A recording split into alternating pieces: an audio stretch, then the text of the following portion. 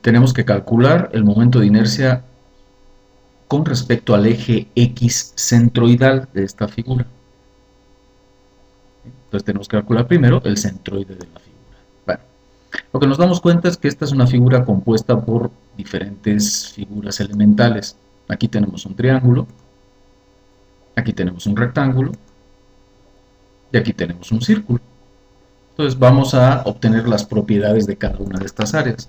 Por ejemplo, del triángulo nos damos cuenta que su área es un medio de la base, que son 80 centímetros, por la altura, que son 20 centímetros, o sea, su área. La distancia de su centroide al eje X global de referencia que estamos tomando, que no es el eje X centroidal de la figura, es un eje X que tomamos arbitrariamente.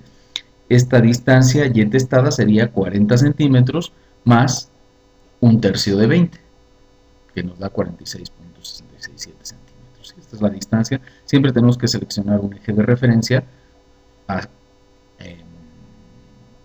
desde el cual tomar nuestras distancias.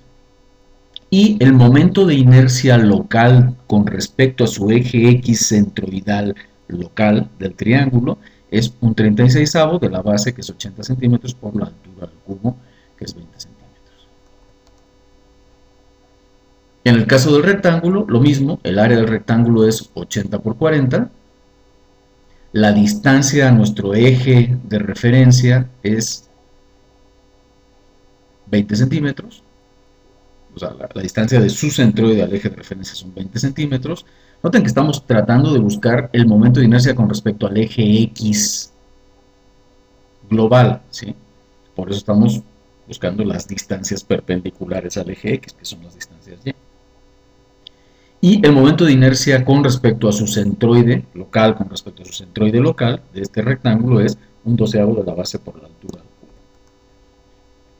Y finalmente tenemos el círculo.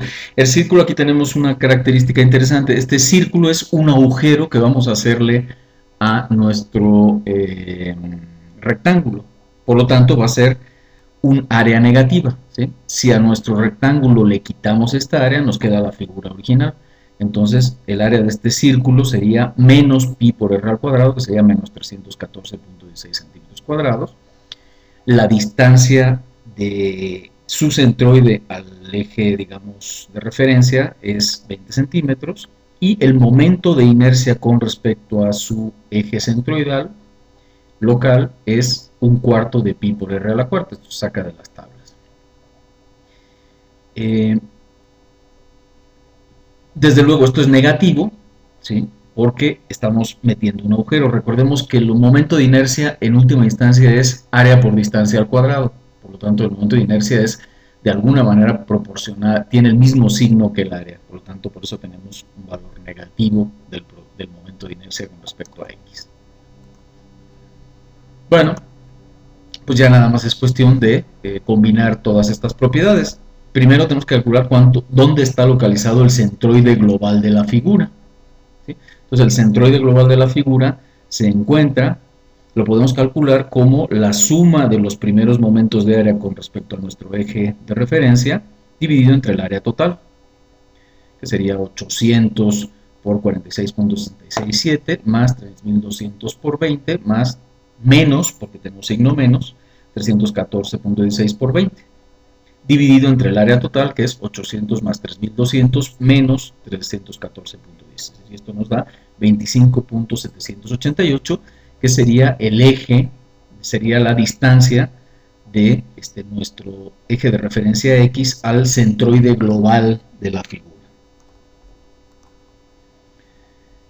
El momento de inercia con respecto a este eje global sería la suma de los momentos de inercia locales más la suma de las áreas por la distancia al cuadrado entre el eje centroidal